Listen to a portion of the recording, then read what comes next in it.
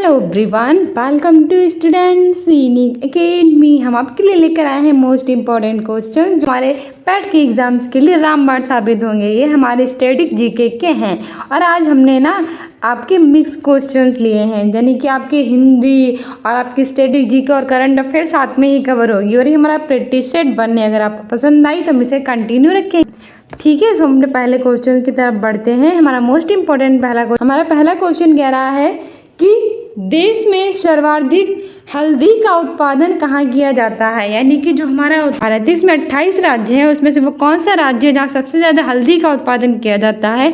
Option A है Maharashtra, option B है Karnataka, option C है राजस्थान और ऑप्शन डी है उत्तर प्रदेश। तो बताइए, अगर आपका नंबर सही है तो एक नंबर खुद को दे दीजिएगा। तो हमारा सही आंसर है ऑप्शन ए महाराष्ट्र, ठीक है। अगर आपका सही है तो एक आंसर आपको दे दीजिए, एक नंबर खुद को, और अगर गलत है तो आपको एक नंबर देकर काट दीजिए, यानी कि आपका एक नंबर गलत हो गया है। और आपके ऐसे ही हम 20 क्वेश्चंस कराएंगे तो 20 क्वेश्चंस लिख लीजिएगा, कितने आपके इसमें सही आते हैं और कितने आपके गलत आते हैं, ठीक है। पहले बात महाराष्ट्र की, तो महाराष्ट्र की कैपिटल है मुंबई और यहाँ के चीफ मिनिस्टर हैं एकनाथ शिंदे, ठीक है। और जो महाराष्ट्र है वो और जो इसकी कैपिटल है मुंबई, वो भारत की इकोनॉमिक कैपिटल भी कही जाती है। वहीं कर्नाटक की कैपिटल है बेंगलुरु, जिसे भारत की सिलिकॉन वैली कहते हैं। और इसरो का मुख्यालय भी यहीं स्थित है। और इसरो भारत की स्पेस एजेंसी है जिसका फुल फॉर्म होती है इंडियन स्पेस रिसर्च ऑर्गेनाइजेशन। और 15 अगस्त 1969 को उसकी स्थापना हुई थी, ठीक है। और वहीं हम इसके नए चीफ मिनिस्टर बने हैं सिद्धारमैया। वही राजस्थान की कैपिटल है जयपुर, जिसे पिंक सिटी कहते हैं। यहाँ के चीफ मिनिस्टर हैं अशोक गहलोत और गवर्नर है कलराज मिश्र। वही उत्तर प्रदेश की बात करें तो इसकी कैपिटल है लखनऊ, जिसे हम नवाबों का शहर कहते हैं। यहाँ के चीफ मिनिस्टर हैं योगी आदित्यनाथ और गवर्नर है आनंदीबेन पटेल। और यहाँ टोटल 75 जिले हैं, तो ये भी याद रखना। आगे बढ़ते हैं। आगे हमारा अगला क्वेश्चन कह रहा है दूसरे नंबर का कि फूलदेई फेस्टिवल कहाँ मनाया जाता है। और ये मोस्ट इंपॉर्टेंट है, ऐसे क्वेश्चन पूछ लिए जाते हैं। तो बताइए जो फूलदेई फेस्टिवल है वो कहाँ सेलिब्रेट किया जाता है। ऑप्शन ए है उत्तर प्रदेश, ऑप्शन बी है केरल, ऑप्शन सी है उत्तराखंड और ऑप्शन डी है जम्मू कश्मीर। तो हमारा सही आंसर हो जाएगा ऑप्शन सी उत्तराखंड। जो फूलदेई फेस्टिवल है वो उत्तराखंड में सेलिब्रेट किया जाता है। वहीं उत्तराखंड की बात करें तो इसकी कैपिटल है देहरादून और ग्लेशियर। जो फूलों की हड्डी है वो भी यहीं स्थित है। यहाँ माना दर्रा, लिपुलेख दर्रा भी स्थित है। वहीं ये 9 नवंबर सन 2000 को उत्तर प्रदेश से अलग होकर बना था। उत्तर प्रदेश की बात करें तो इसकी कैपिटल है लखनऊ, इसे हम नवाबों का शहर कहते हैं। यहाँ 75 जिले हैं। यहाँ का राजकीय पुष्प है पलाश, राजकीय वृक्ष है अशोक, राजकीय पशु है बारहसिंघा।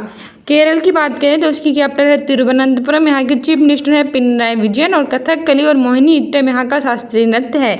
जम्मू कश्मीर की बात करें तो इसकी कैपिटल है श्रीनगर। पहले एक राज्य था, अब एक केंद्र शासित प्रदेश बन गया है। इसमें धारा 370 लगी थी, उसे हटा दिया गया है। यहाँ के उपराज्यपाल है मनोज सिन्हा और यहाँ के केसर को जीआई टैग मिला है, ठीक है। इससे रिलेटेड जो हमारी स्टैटिक जीके है उसे भी याद रखना। फिर हमारा तीसरा क्वेश्चन हमारे करंट अफेयर का है और मोस्ट इंपॉर्टेंट है।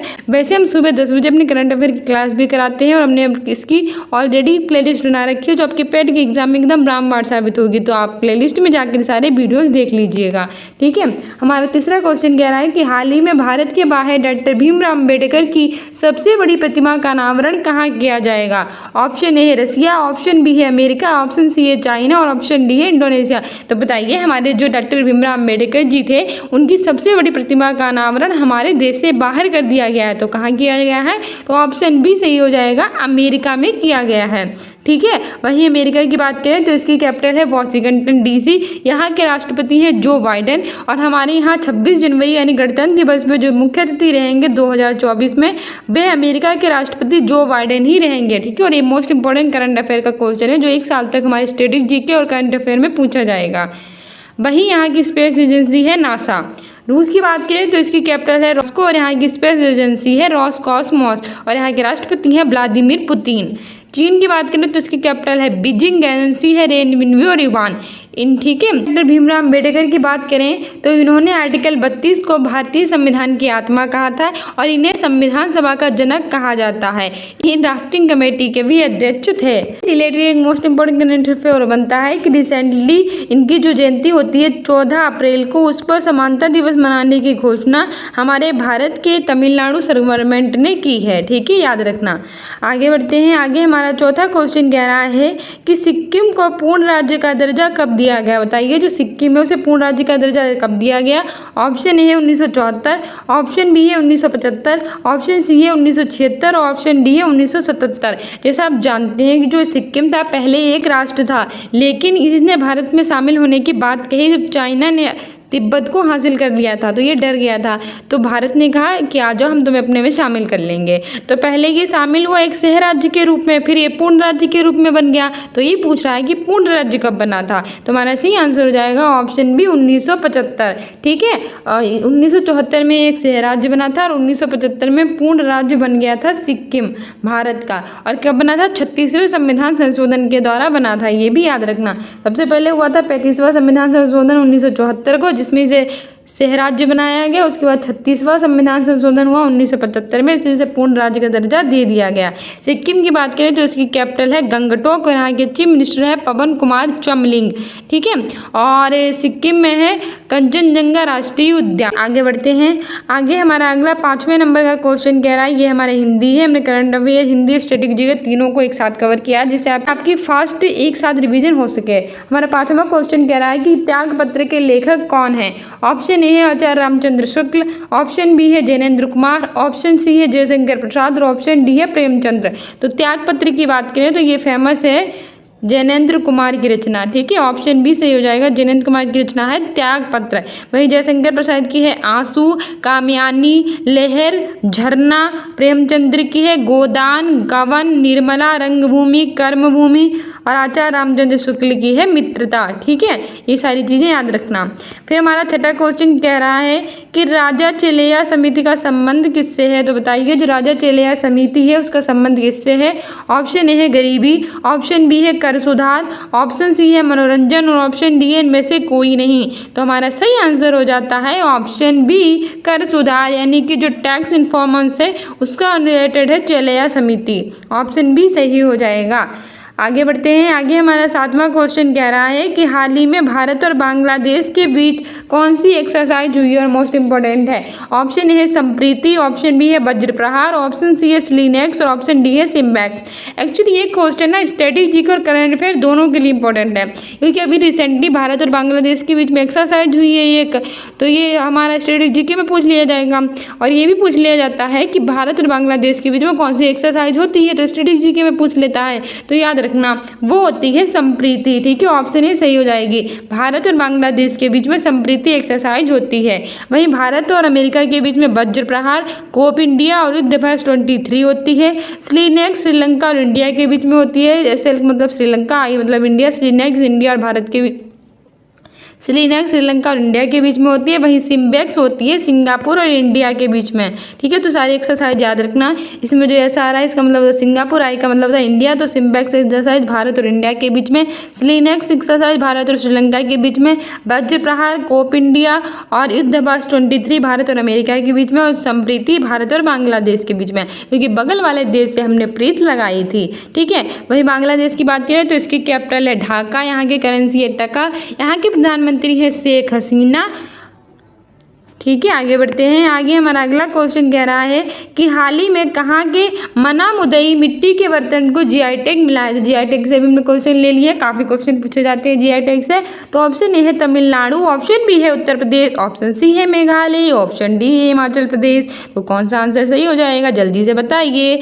हमारा सही आंसर हो जाएगा ऑप्शन है तमिलनाडु। हाल ही में मनामुदई मिट्टी के बर्तन हैं, उन्हें जीआई टैग प्राप्त हुआ है और ये तमिलनाडु के बर्तन हैं। ठीक है, ऑप्शन ही सही हो जाएगा। बात करें तमिलनाडु की तो इसकी कैपिटल है चेन्नई। एमके यानी कि द्रविड़ मुनेत्र कड़गम की पार्टी की सरकार है और यहाँ के चीफ मिनिस्टर हैं एमके स्टालिन। अगर हम बात करें जीआई की तो मैंने आपको काफ़ी बार बताया है, फिर से बता देते हैं सबको अच्छे से रिविजन हो जाए। जीआई की फुल फॉर्म होती है जियोग्राफिकल इंडिकेशन, यानी कि भौगोलिक संकेतक। इसका जो एक्ट है वो 1999 में आया था। सबसे पहले 2004 में पश्चिम बंगाल के दार्जिलिंग की चाय को मिला था। और ये किसके द्वारा प्रदान किया जाता है ये आप मुझे कमेंट बॉक्स में बताना। ठीक है, और ये प्रदान किया जाता है 10 वर्षों के लिए, ये भी याद रखना। वहीं हम बात करें उत्तर प्रदेश की कैपिटल है लखनऊ, यहाँ के चीफ मिनिस्टर है योगी आदित्यनाथ, गवर्नर है आनंदी पटेल, यहाँ 75 जिले हैं। मेघालय की कैपिटल है शिलोंग और हिमाचल प्रदेश की कैपिटल है शिमला। और धर्मशाला। ठीक है, ये सारी चीज़ें याद रखना। वही आप बताइए आपके 8 क्वेश्चन में से कितने सही हैं? सारे 5, 6, 7 या सारे के सारे? जल्दी से बताइएगा मुझे कमेंट बॉक्स में। ठीक है, अब अपने 9वें क्वेश्चन की तरफ बढ़ते हैं। हमारा 9वां क्वेश्चन कह रहा है कि इनमें से कौन सी रचना महादेवी वर्मा की नहीं है? ऑप्शन ए है पथ के साथी, ऑप्शन बी है यामा, ऑप्शन सी है हमारा कामयानी और ऑप्शन डी है इनमें से कोई नहीं। तो बताइए कौन सी रचना महादेवी वर्मा की नहीं है? तो ऑप्शन सी से हो जाएगा कामयानी, क्योंकि कामयानी बहुत ही फेमस रचना है और ये रचना है जयशंकर प्रसाद की।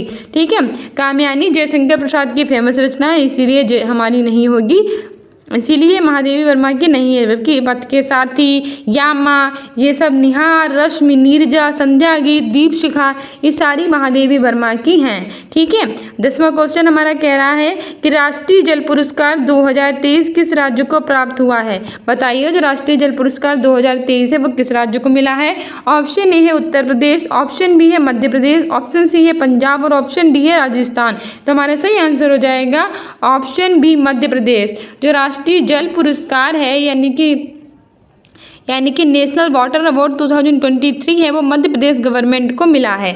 मध्य प्रदेश की कैपिटल है भोपाल और यहाँ भोजताल स्थित है। यहाँ के चीफ मिनिस्टर हैं शिवराज सिंह चौहान। इसे नदियों का मेका कहते हैं और सोया प्रदेश भी कहते हैं, क्योंकि सबसे ज़्यादा नदियाँ यहीं से निकलती हैं और इसकी फेमस नदी है नर्मदा नदी। वहीं उत्तर प्रदेश की बात करें तो इसकी कैपिटल है लखनऊ और इसे हम कहते हैं नवाबों का शहर। पंजाब की कैपिटल है चंडीगढ़ और केंद्र शासित प्रदेश भी है और हरियाणा की कैपिटल भी है और यहाँ के चीफ मिनिस्टर हैं भगवंत मान। राजस्थान की कैपिटल है जयपुर, जिसे पिंक सिटी कहते हैं और राजस्थान काफ़ी फेमस है अपने दुर्ग और महलों के लिए। यहाँ जयगढ़, हवा महल, जल महल और आमेर पोर्ट और नाहरगढ़ पोर्ट आदि स्थित हैं। वहीं वाटर डे है वो हर साल 22 मार्च को मनाया जाता है और 22 मार्च को बिहार दिवस भी मनाया जाता है। आगे बढ़ते हैं। आगे हमारा 11वां क्वेश्चन कह रहा है कि ग्लोबल इनोवेशन इंडेक्स में भारत कौन से स्थान पर है? ऑप्शन ए है 40, ऑप्शन बी है 107, ऑप्शन सी है 126, ऑप्शन डी है 127। तो हमारा सही आंसर हो जाएगा ऑप्शन है 40। जो ग्लोबल इनोवेशन इंडेक्स है उसमें इंडिया की रैंक 40 रही है। अब आप मुझे कमेंट बॉक्स में बताना कि 126 किसमें भारत की रैंक रही है। वैसे वर्ल्ड पीस इंडेक्स में 126 रही है, इसके अतिरिक्त एक और इंडेक्स है जिसमें भारत की रैंक 126 रही है। तो आप मुझे बताइएगा, मैंने बहुत बार आपको बताया है। 107 रही है भारत की रैंक ग्लोबल हंगर इंडेक्स में यानी भुखमरी सूचकांक में और 127 रही है भारत की rank global gender gap index में। ठीक है, तो सारी रैंक याद रखना। ग्लोबल इनोवेशन इंडेक्स में इंडिया की रैंक है 40, ग्लोबल हंगर इंडेक्स में है 107, ग्लोबल जेंडर गैप इंडेक्स में है 127 और ग्लोबल पीस इंडेक्स में है 126। इसके अतिरिक्त एक और रैंक है जिसमें 126 है भारत की रैंक। वे आप हमें कमेंट बॉक्स में बताना। ठीक है, देखते हैं आपने कितने अच्छे से याद किया है। वैसे हम आपको सारी इंपॉर्टेंट सीरीज करा रखी है और इनमें प्लेलिस्ट भी बना रखी है, वो सारी प्लेलिस्ट देख लेना, आपके लिए इंपॉर्टेंट है एग्जाम्स के लिए। 12वां क्वेश्चन कह रहा है कि निम्नलिखित में से कौन सी जीवनी है? ऑप्शन ए है ममता, ऑप्शन बी है त्यागपत्र, ऑप्शन सी है कलम का सिपाही, ऑप्शन डी इनमें से कोई नहीं। तो हमारा सही आंसर हो जाएगा ऑप्शन सी कलम का सिपाही।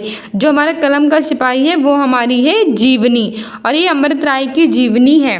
ममता जयशंकर प्रसाद ने लिखी है और त्यागपत्र जैनेन्द्र कुमार ने लिखी है। याद रखना, एग्जाम्स के लिए इंपॉर्टेंट है। हमारा 13वां क्वेश्चन कह रहा है कि हाल ही में जॉर्ज एवरेस्ट का उद्घाटन कहाँ हुआ है? ऑप्शन ए है उत्तर प्रदेश, ऑप्शन बी है उत्तराखंड, ऑप्शन सी है सिक्किम, ऑप्शन डी है हरियाणा। तो हमारा सही आंसर हो जाएगा ऑप्शन बी उत्तराखंड।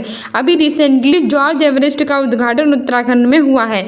उत्तराखंड की कैपिटल है देहरादून और गैरसैंण। ये उत्तर प्रदेश से अलग होकर बना था 9 नवंबर सन 2000 को। उत्तर प्रदेश यहाँ माना दर्रा, लिपुलेख दर्रा, नीति पास दर्रा स्थित है। सिक्किम की कैपिटल है गंगटोक, हरियाणा की कैपिटल है चंडीगढ़, उत्तर प्रदेश की कैपिटल है लखनऊ। आगे बढ़ते हैं। आगे हमारा 14वां क्वेश्चन कह रहा है कि विजय हजारे ट्रॉफी का संबंध किस खेल से है? ऑप्शन ए फुटबॉल। ऐसे भी पूछ लेता है कि किस ट्रॉफी का संबंध किससे है, तो ये एग्जाम्स के लिए इंपॉर्टेंट है, याद रखना। बताइए। दूसरा ऑप्शन है क्रिकेट, ऑप्शन सी है वॉलीबॉल, ऑप्शन डी है बैडमिंटन। तो बताइएगा जो विजय हजारे ट्रॉफी है उसका संबंध किससे है, तो ऑप्शन बी सही हो जाएगा क्रिकेट। ठीक है, विजय हमें किस में चाहिए होती है? क्रिकेट में चाहिए होती है ना, तो विजय हजारे ट्रॉफी जो है वो क्रिकेट से संबंधित है। ऑप्शन बी सही हो जाएगा। आगे बढ़ते हैं। आगे हमारा अगला क्वेश्चन कह रहा है 15वें नंबर का कि हाल ही में सोनल गोयल द्वारा लिखित पुस्तक कौन सी है। ऑप्शन ए है नेशन कॉलिंग, ऑप्शन बी है the autobiography of God, option C है उपयुक्त दोनों, ऑप्शन डी है इनमें से कोई नहीं। हमारा सही आंसर हो जाएगा ऑप्शन है नेशन कॉलिंग। ठीक है, हमने सुबह करंट अफेयर में कराया भी था, जिस बार हमने रिवीजन में ले लिया। जो हाल ही में सोनल गोयल है उनके द्वारा लिखित पुस्तक है नेशन कॉलिंग। वहीं जो ऑटोग्राफी ऑफ गॉड है, वहीं द ऑटोबायोग्राफी ऑफ गॉड है, ये लीना कुमार की पुस्तक है। ठीक है, तो ऑप्शन ए सही हो जाएगा। आगे हमारा 16वां क्वेश्चन कह रहा है कि सौर मंडल का प्रधान कौन होता है। तो ऐसे छोटे छोटे क्वेश्चंस भी पूछ लेता है जो हम कंफ्यूज हो जाते हैं। तो ऑप्शन ए है सूर्य, ऑप्शन बी है पृथ्वी, ऑप्शन सी है मंगल, ऑप्शन डी है तारे। तो हमारा सही आंसर हो जाएगा ऑप्शन ए सूर्य। जो सौर मंडल होता है उसका प्रधान सूर्य होता है। वही हमारे सौर मंडल में 8 ग्रह होते हैं। कौन कौन से? बुध, शुक्र, पृथ्वी, मंगल, बृहस्पति, शनि, अरुण, वरुण। इसमें जो बुध, शुक्र, पृथ्वी, मंगल होते हैं इसे हम आंतरिक ग्रह कहते हैं। बृहस्पति, शनि, अरुण, वरुण को हम बाहरी ग्रह कहते हैं। बुध सबसे पास में होता है सूर्य के और वरुण सबसे दूर होता है। ठीक है, वही सूर्य एक तारा होता है और ये 2 तत्वों हाइड्रोजन और हीलियम से मिलकर बना होता है। पृथ्वी जो होता है वो एक ग्रह होता है और इसका सिर्फ एक ही उपग्रह होता है, चंद्रमा। ठीक है, ब्लू प्लेनेट भी कहते हैं क्योंकि पृथ्वी पर पानी पाया जाता है, इसीलिए हम इसे नीला ग्रह कहते हैं, ये भी याद रखना। मंगल की बात करें तो इसके 2 उपग्रह होते हैं, फोबोस और डिमोस, और इसे हम लाल ग्रह कहते हैं आयरन ऑक्साइड की उपस्थिति के कारण। आगे बढ़ते हैं। आगे हमारा 17वां क्वेश्चन कह रहा है कि ऑस्ट्रेलिया की राजधानी क्या है। तो बताइए जो ऑस्ट्रेलिया है उसकी राजधानी क्या है। ऑप्शन ए है नई दिल्ली, ऑप्शन बी है कैनबरा, ऑप्शन सी है टोक्यो, ऑप्शन डी है वाशिंगटन डीसी। तो हमने इसलिए ले लिया एक क्वेश्चन जिससे आपको राजधानियाँ रिवाइज हो जाएं। तो हमारा ऑप्शन बी सही हो जाएगा। जो ऑस्ट्रेलिया है इसकी कैपिटल है कैनबरा, जिसे कैपिटल ऑफ गेम्स भी कहते हैं क्योंकि यहाँ की सबसे ज़्यादा जनसंख्या गेम्स में इन्वॉल्व रहती है। नई दिल्ली की बात करें तो इसकी ये है भारत की कैपिटल, टोक्यो की बात करें तो ये है जापान की कैपिटल, और वाशिंगटन डीसी ये है अमेरिका की कैपिटल। तो सबकी कैपिटल से याद रखना, ऑस्ट्रेलिया कैनबरा की कैपिटल है, न्यू दिल्ली भारत की है, टोक्यो जापान की है, वाशिंगटन डीसी अमेरिका की है। हमारा 18वां क्वेश्चन कह रहा है, इसके बाद हमारे 2 क्वेश्चन और बचते हैं। तो हमारा 18वां क्वेश्चन कह रहा है कि हाल ही में किसे Dada Saheb Phalke life time achievement award मिला है। ऑप्शन ए है वाहिदा रहमान, ऑप्शन बी है नंदिनी गुप्ता, ऑप्शन सी है लीना कुमार, ऑप्शन डी इनमें से कोई नहीं। हमारा सही आंसर हो जाएगा ऑप्शन है वाहिदा रहमान। जो recently Dada Saheb Phalke life time achievement award है वो वाहिदा रहमान जी को मिला है। इन हमारी जो पुराने ज़माने की हीरोइंस थी उसमें से आती हैं और ये बहुत ही प्यारी इन्होंने मूवीज़ की हैं। नंदिनी गुप्ता को हाल ही में फेमिना मिस इंडिया 2023 प्राप्त हुआ है और लीना कुमार की फेमस पुस्तक है द ऑटोबायोग्राफी ऑफ गॉड। तो याद सारी चीज़ें याद रखना। Dada Saheb Phalke life time achievement award मिला है वाहिदा रहमान को, नंदिनी गुप्ता को फेमिना मिस इंडिया 2023 प्राप्त हुआ है और लीना कुमार की फेमस पुस्तक है द ऑटोबायोग्राफी ऑफ गॉड। ठीक है, हमारा 19वां क्वेश्चन कह रहा है कि उत्तर प्रदेश का राजकीय पशु क्या है। तो बताइए जो उत्तर प्रदेश हमारा है उसका राजकीय पशु क्या है। ऑप्शन ए है बाघ, ऑप्शन बी है शेर, ऑप्शन सी है बारहसिंगा और ऑप्शन डी है हाथी। बताइए उत्तर प्रदेश का राजकीय पशु क्या है। तो ऑप्शन सी सही हो जाएगा बारहसिंगा। बारहसिंगा उत्तर प्रदेश का राजकीय पशु है। आगे बढ़ते हैं। आगे हमारा भाई अगर हाथी को देख लीजिए, ये जो हाथी है वो एलिफेंट प्रोजेक्ट था, वो 1992 में आया था और विश्व हाथी दिवस 12 अगस्त को मनाया जाता है, जब विश्व युवा दिवस मनाया जाता है, ये भी याद रखना। हमारा लास्ट आज का क्वेश्चन देख लेते हैं क्या कह रहा है। सो डियर स्टूडेंट्स, ये हमारा प्रैक्टिस सेट 1 था, इसमें हमने 20 क्वेश्चंस कराए। देख लीजिए आपके 20 में से कितने नंबर सही आए। इसमें हमने स्ट्रेटेजी के, करंट अफेयर, हिंदी तीनों कवर की हैं और आपके 20 के साथ साथ हमने और भी कई क्वेश्चन अंदर कवर कर लिए हैं। 30, 40, 50 आपके क्वेश्चन में से हो जाएंगे। ठीक है, साथ ही हम अपनी इंपॉर्टेंट सीरीज़ की हमने ऑलरेडी प्लेलिस्ट बना रखी है, तो वो देख लीजिए। इंपॉर्टेंट करंट अफेयर्स बना रखी है वो देख लीजिए। इंपॉर्टेंट शॉर्ट्स बना रखे हैं वो देख लीजिए। कम्युनिटी पोस्ट में आंसर दिया कीजिए और स्टूडेंट्स यूनिक अकेडमी को इंस्टाग्राम पर भी फॉलो कर लीजिए। हमारा 20वां क्वेश्चन कह रहा है कि इनमें से कौन सी रचना प्रेमचंद की नहीं है। ऑप्शन ए है आकाशदीप, ऑप्शन बी है निर्मला, ऑप्शन सी है गोदान, ऑप्शन डी है रंगभूमि। तो हमारा सही आंसर हो जाएगा ऑप्शन ए आकाशदीप, क्योंकि जयशंकर प्रसाद की फेमस रचना का नाम है आकाशदीप। तो जयशंकर प्रसाद की रचना हो जाएगी आकाशदीप। निर्मला, गोदान, रंगभूमि, कर्मभूमि, ये सारी है किसकी? जय प्रेमचंद्र 2 बेलों की कथा भी है। ठीक है, सो डियर स्टूडेंट्स, ये थे हमारे most important questions. I hope this video and if you like this video then like, subscribe and share. Thank you, bye.